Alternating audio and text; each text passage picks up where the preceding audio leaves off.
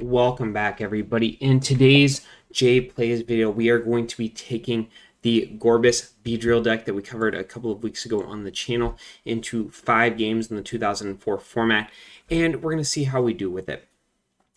So far, I've really been loving this deck. I think it matches up incredibly well against the 2004 format, and there's really no matchups that feel bad, or there's really nothing you hate to play against.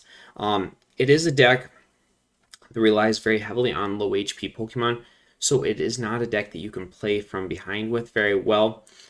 With that being said, though, we're also playing an incredibly aggressive deck, so it's not very often that we do find ourselves behind in prizes. The list, I think the list is just about perfect. I think you could debate playing a Desert Shaman or two in this. I have considered playing a Fossil in this just to have something if they try to Warp Point out of a Beedrill lock. But, and then lastly, I'm going to say that this is one of the very few versions of Gorebyss that I would be okay with playing a Town Volunteers in. However, there really isn't anything in this deck that I would feel comfortable dropping. The only spot that I feel is a little bit debatable is that fourth Weedle, but that increases my basic count. It decreases my odds of mulliganing, and if we do end up prizing a Kakuna or Beedrill, that only leaves us two possible two Beedrill evolutions. By playing that fourth copy of Weedle, we'd still have access to 3 Beedrill instead of just 2. So overall, I'm really liking that fourth Weedle spot. But other than that, the list is mine. The concept goes to Danial Altavilla and OmniPoke. They both sent this concept to me separately. I don't know if they worked on the deck together or if it was just something that each individually came up with and decided to run with. I'm going to say my list is pretty vastly different from theirs. It's not my place to, I guess, spoil their list or share their list, but I really do hope in the future that they each post their list for the deck. But anyways, let's just go ahead and jump right on into the games. So we open up with a pretty decent hand here. We get the Dunsparce and then the Kakuna. Dunsparce opening with the stage 1s in your hand is quite possibly the best situation. The 2 Master Ball are also really strong. Knowing that I've got a decent chance to get a Gorebyss, combine that with Double Rainbow Energy. Only thing that is scaring me about this hand is I don't actually have a supporter in it.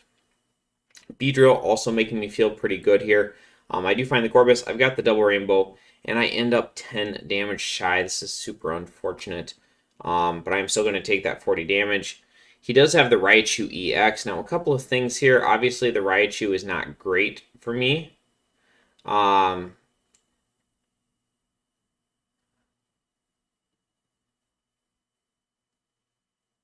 believe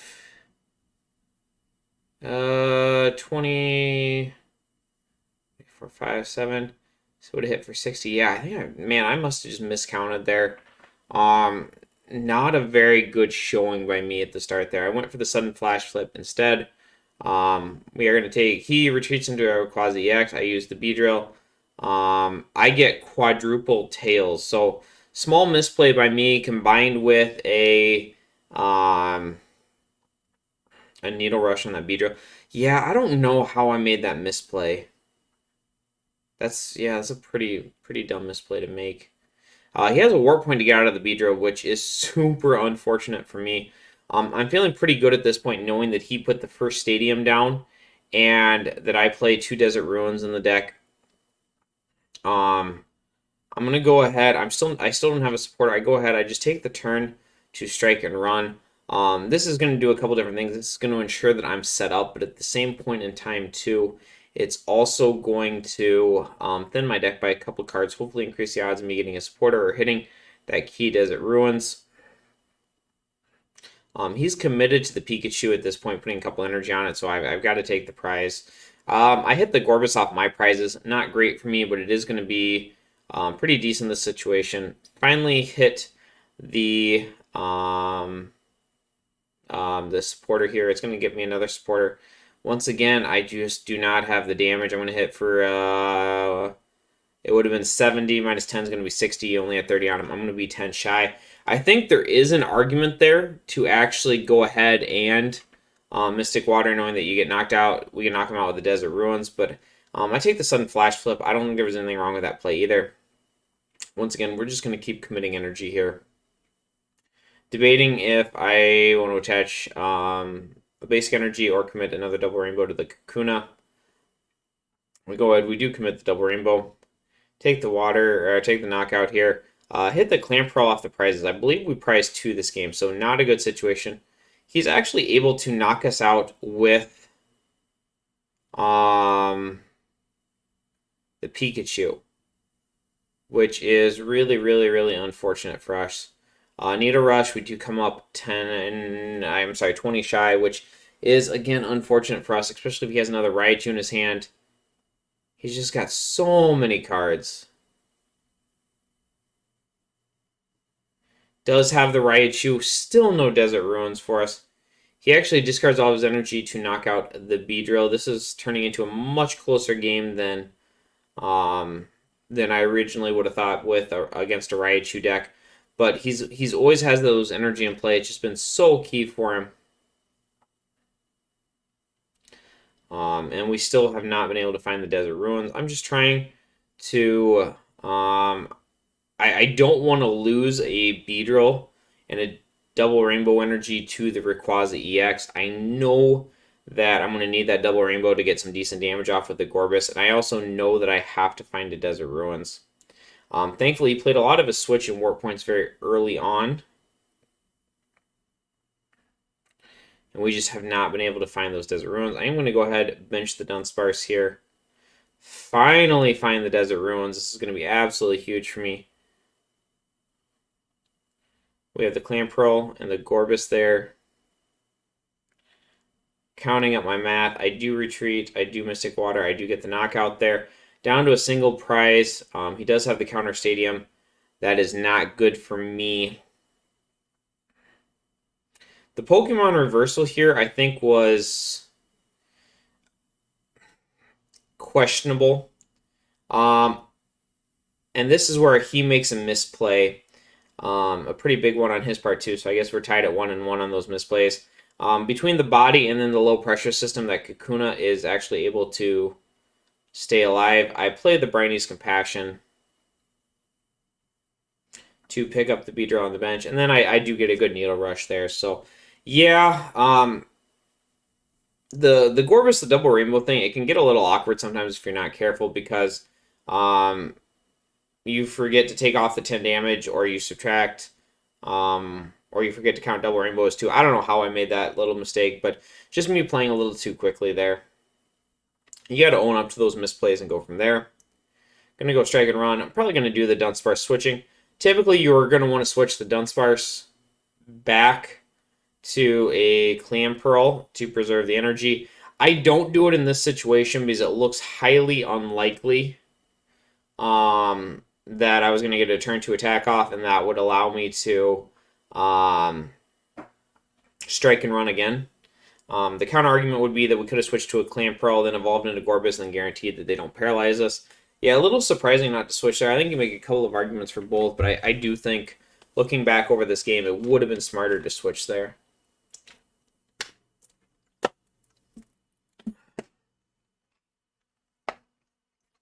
Okay, we have the Kakuna. Now, I'm also going to say, we do switch here. I don't think we're going to get punished for it. I'm going to say throwing down the Desert Ruins or not is kind of a questionable call. My biggest concern here was whether or not he played the Island Cave. If he played, I don't think he'd play 2 Island Cave, but if he did play 1 and I put down the first Desert Ruins, my entire strategy would be finding the second Desert Ruins. Otherwise, I just would not win the game.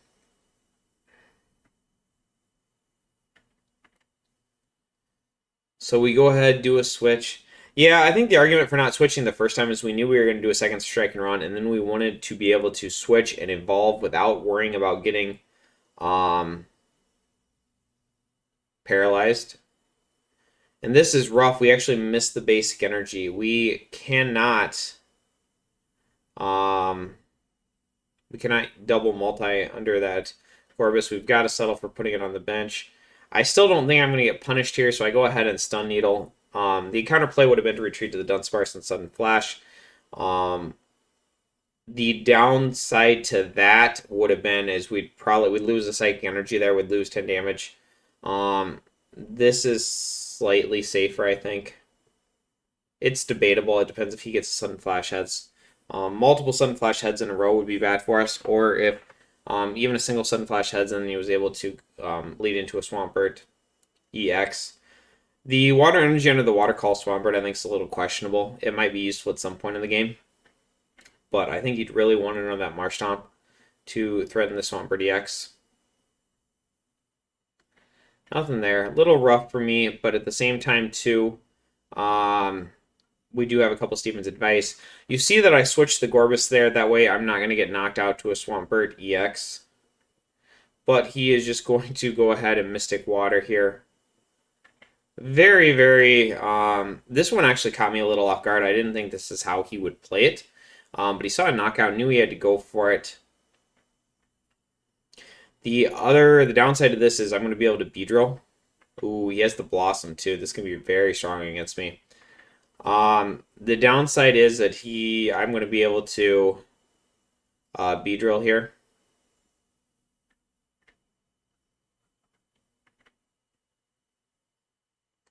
I know I'm not going to be able to Gorebyss this turn, so we go ahead, we just do a Needle Rush.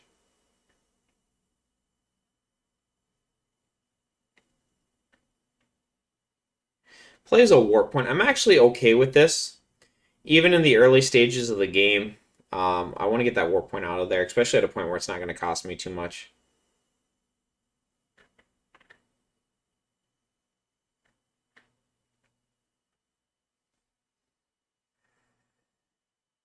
Kakuna was pretty safe. I knew he wasn't going to be able to knock it out. Even if he had a double water call and an attachment would knock out the Kakuna. But at that point, he's going to lose the Magneton and 7 energy, and I don't think he can afford to do that. This way, we're going to get a Beedrill and play. There's a couple different ways I can do this. I can actually Brinies the bench Beedrill. Yeah. Get the Weedle back down. That way, that'll give me the double rainbow back too. That's why it's usually pretty safe to play the double rainbows under the Beedrill if you do need to pick them up. I mean, you can do so pretty safely. At this point, we're either going to try to bait the Lake Boundary or just settle for the 2-hit knockout. He did commit a full 4 energy to it.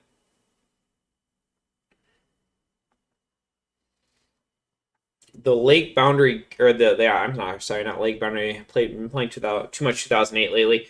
That Island Cave could actually create a pretty awkward spot for me because he could retreat the Swampert back to the Magneton.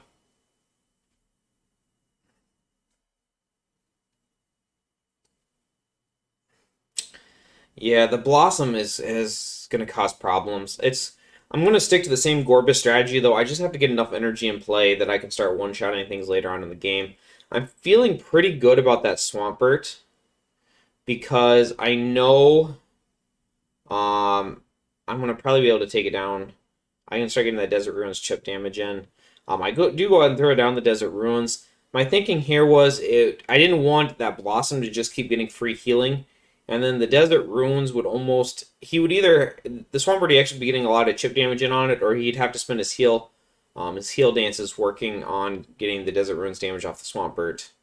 Either way, though, opponent's doing very good. He's pretty set up at this point, and only down...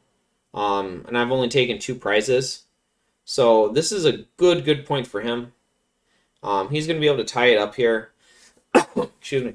And then take 2 more energy off my board. The plus side is I'm going to be able to come back and get a knockout. Yeah. He does have the Town Volunteers.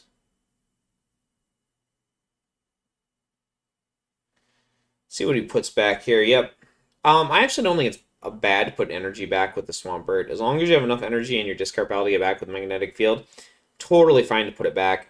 Very smart on him to bench that Magnemite, knowing that this Magneton's probably going to get knocked out.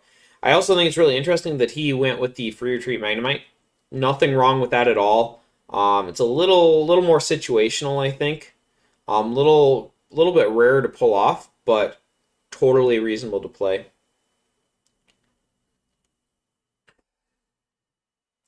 I just prefer the Sonic Boom or the Thunder Wave one. I think the Sonic Boom is slightly better in Swampert because you do have a little bit of bench sniping, and sometimes Hyper Pump just doesn't, you'll come up 10 shy on something, so it's nice to have that little extra bit of snipe damage. Yep, I know that I'm not going to need that extra damage. So from Beedrill, so I just go ahead, take the turn to Brinies. I know those Beedrill are going to be big for me later on in the game. He probably only plays one Warp Point, already burned it. Not sure if he plays the Island Cave. That could be a big factor for me. But if I'm able to loop Beedrills, especially when he sends that Swampert EX up, I know I'm going to be in a really good spot. Not only am I getting Desert Ruins chip damage from that, it's also a grass Pokemon.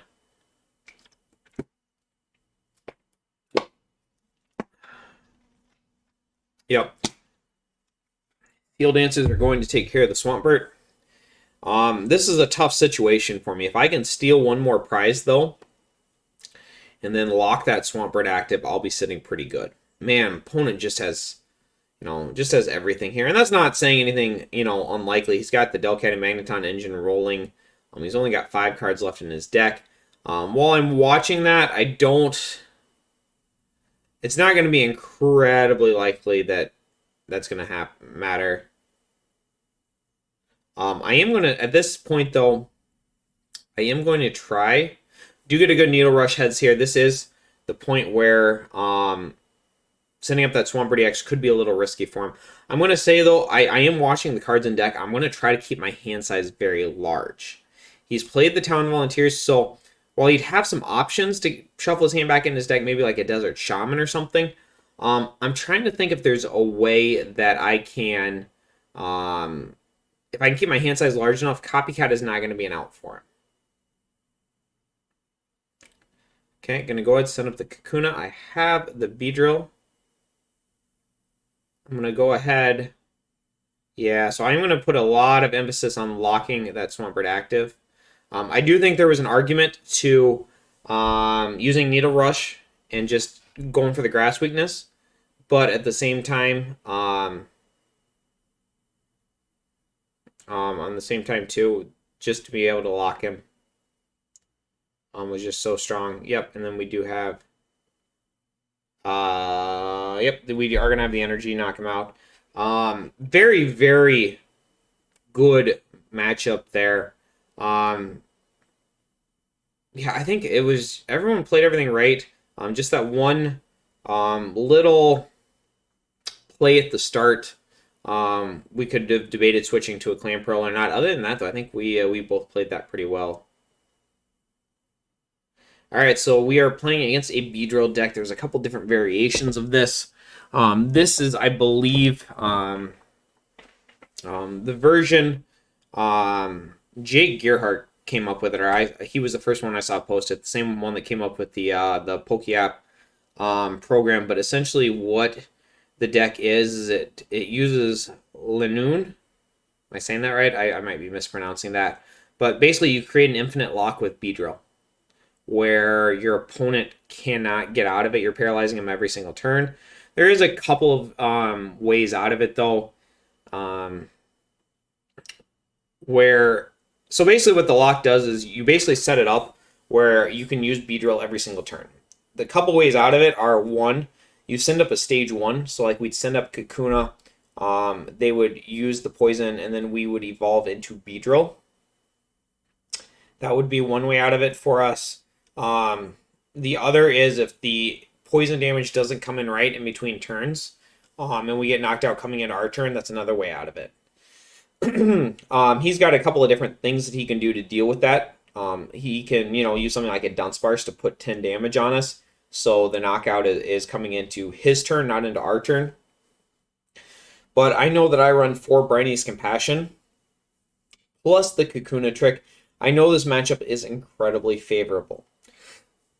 Now, the strategy that I'm going to be using is I want to go up on prizes as quickly as possible, get as many energy in play as quickly as possible, because I know that as long as I can go up 2 prizes, I can use Mr. Briny's Compassion for the last 4 prizes. And that quick start's also going to put him on the defensive really, really, really quickly. Yep. So he didn't have the Zigzagoon in play. He does have the Kakuna here. We are paralyzed poisoned. Yeah, rough spot. At least for the next turn. Overall, though, we're sitting completely fine. At some point in the deck, we'll probably cover this, what the deck Mark is playing. I play an ATM Rock in the deck, too, because I think that could be that's really strong with it. So I don't know if Mark does or not. I'm going to be a little cautious on how I play those double rainbows. I don't want to lose them all at once, especially on a turn where I'm not actually going to be attacking and I don't need the bonus damage.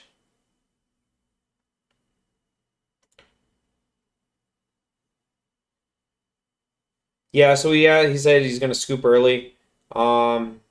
And I said, yeah, I understand. I'm assuming it's pretty rough because I play the 4 Brinies. And he goes, I just realized I completely forgot to put in Brinies in the deck. So essentially, he uses a Layoon to search out the Brinies Compassion to pick up Beedrill. And he forgot to add it to the deck. But sometimes that happens. You're playing you're trying a new deck out. You're playing a rogue strategy. You completely forget to add a card. Completely messes with the deck. I built a 2007 deck the other week, and I forgot to put in Holin's Cast form.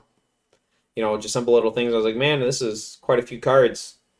Another Swampert deck. But it's also why we test. We want to test rogue strategies in these games. Learn a little bit. Make the mistakes here so we don't make them later on. We're going to go ahead, strike, and run. Pretty good start from us this time. We are, I believe, going to preserve the Psychic Energy. Yeah, I do like this play. It is a little bit riskier, but he's not going to be able to knock us out with a Swampert. He would need, like, a Swampert EX. He needs Swampert EX and regular Swampert and 2 energy. Pretty unlikely in a 5-card hand, even if he has a Stevens. So that's a total of, like, 6 cards. Yeah. Possible, but very unlikely. On our side of it, though, if we can find a Gorebyss, we're doing great. If we can't find a Gorebyss, it's in a rough spot for us. And that's one of the weaknesses of the deck. Man, we do not find the Gorebyss. That is rough.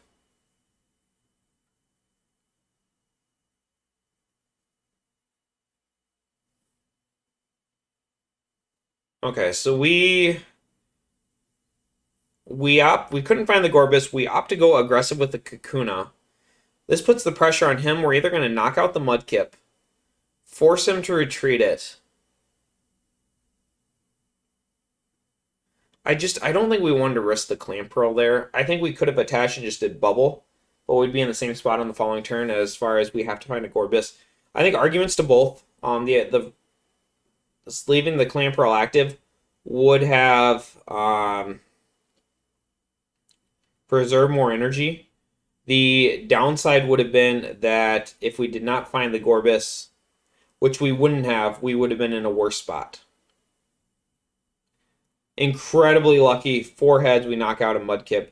Major, major, major turn for us there. Okay, so he does have the Delcatty.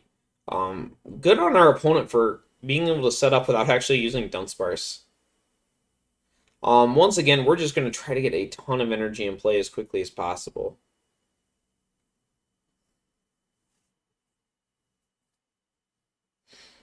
Goes Ray Candy into the Swampert.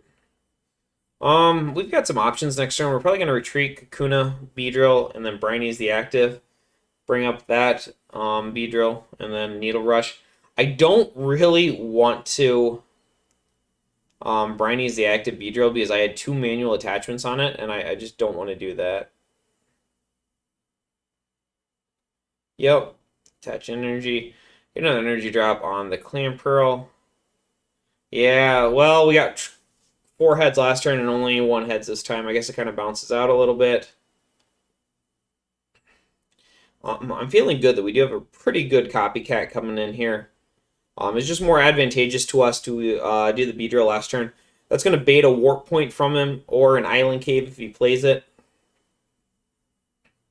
I want to bait those early in the game before they can come in the later stages where it really hurt me. Yeah, he got an early Blossom again too. So strong. Blossom is such a good counter to Beedrill.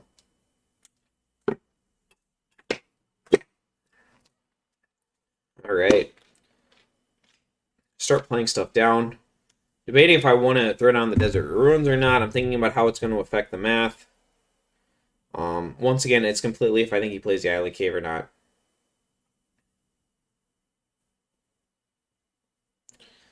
But I want to use the Desert Ruins to counter the Heal Dance.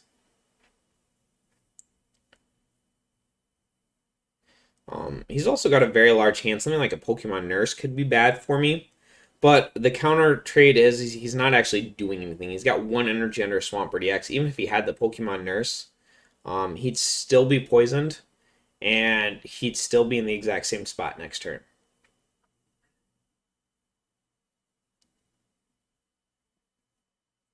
He did bench the double Magnemite. I think he knows that at some point in this game, a Magneton is going to have to knock out a Gorebyss. Yeah, he's not even committing the energy of the Swampert EX. So,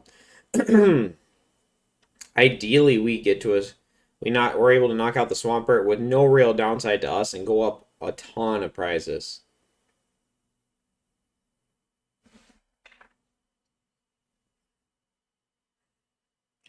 Yep, so he does have the Nurse. I don't blame him on doing that. Oh, I guess the Magnemite must have the water under it. So yeah, he goes ahead and nurses, attaches to the Swampert, puts 20 damage on us. He knew that Nurse was going to buy him a turn.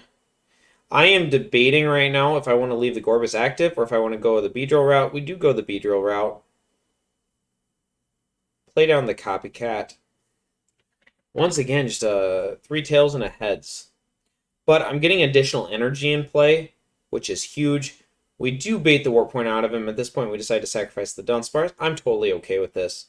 The Desert Ruins has also been sticking for some really nice chip damage, which has been awesome. He chose to play the warp point here because I think he realizes that I'm not actually able to block him next turn. I don't have a Beedrill in play.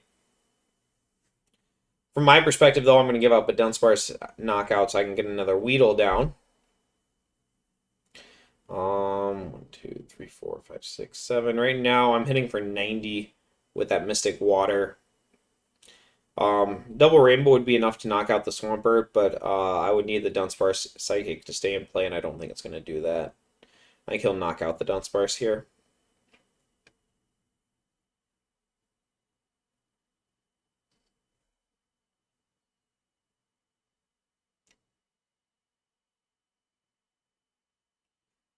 Okay. Yep, so he retreats. Yeah, I think that's probably smarter. He leaves a single energy on the Swampert. 6, 7, 8. Okay, so I'm hitting for 100. Okay, yeah, the Desert Ruins is what I forgot to take into effect. Did he Heal Dance last turn? Did he forget to Heal Dance? Alright.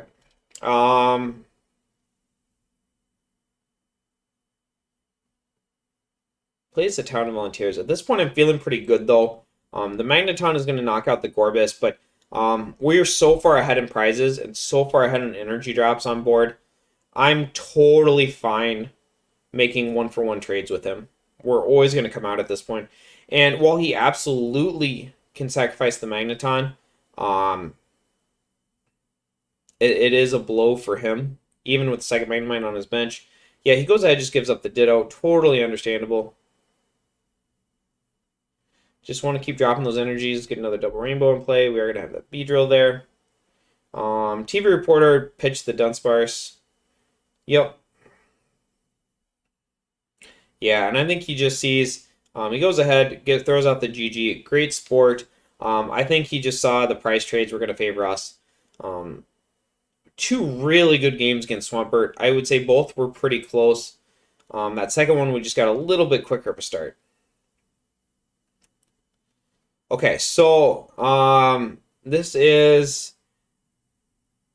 So the opponent is playing Lyoon, Exploud, Ninetales. And the Ninetales, I don't actually think this is that bad of a deck. I think it's got a lot of weaknesses in 2004 because there's a lot of Brimey's Compassions, and I think there's a lot of Brainy's Compassions. There's a lot of warp energies, things like that. But the locking something active strategy, I don't think is like the worst thing in the world.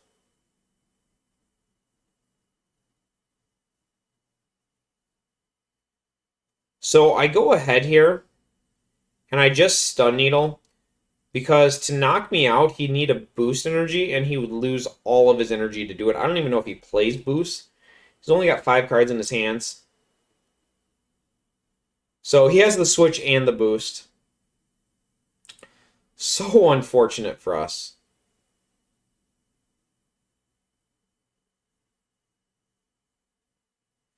The other hard thing is there's really nothing that's that good for him to lock in the active spot in this matchup.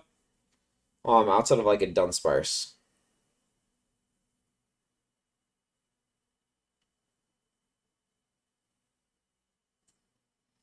Okay, so this is a super questionable play from us. But the advantage to it would be, we were going to be able to take a knockout there. It was very unlikely he was going to be able to put pressure on us, even if we flip tails. Debatable play for sure. Goes ahead, evolves. Yeah, I mean, you could debate that play, but I think I saw the 2 prizes and I wanted it. And I felt like it was relatively safe. Like, I knew he wasn't going to be able to knock out the Clan Pearl. Even at this point, we would have needed to flip tails, and he'd need the boost Exploud, which, okay, maybe likely, maybe not. But I think part of it is you have at least a 50-50. He's already played a switch and a warp point. I don't think he's playing that many copies of it, especially if he's playing Sniff Out.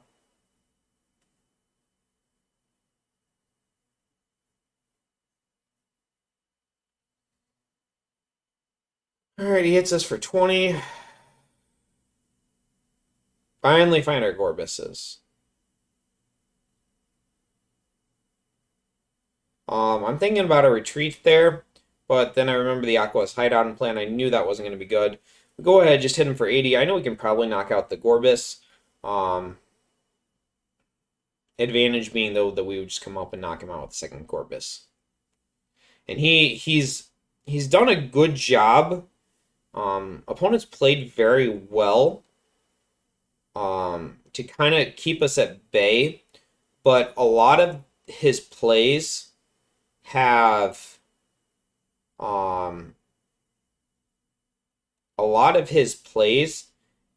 he hasn't been able to keep up an energy. Like that turn 1 knockout on the Clan Pearl was outstanding, but he had to burn a switch, a fire, and a boost to do it. I'm not saying it was the wrong play. It was probably the right play to do, but he lost 2 turns of energy off of it and a switch in a locking matchup.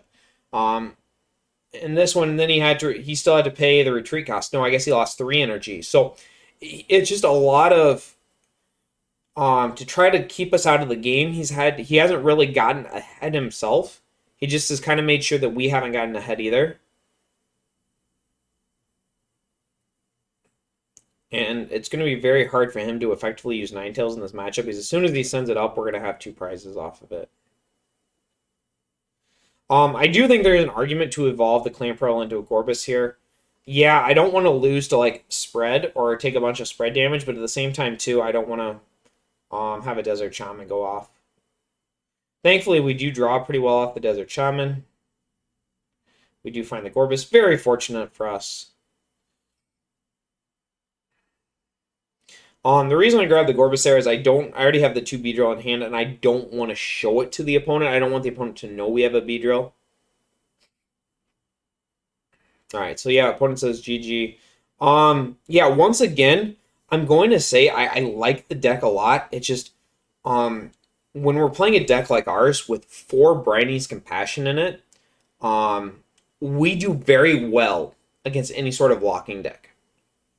So any sort of like, Beedrill deck we're going to do very well against, and any sort of like, Ninetales lock deck we're going to do well against.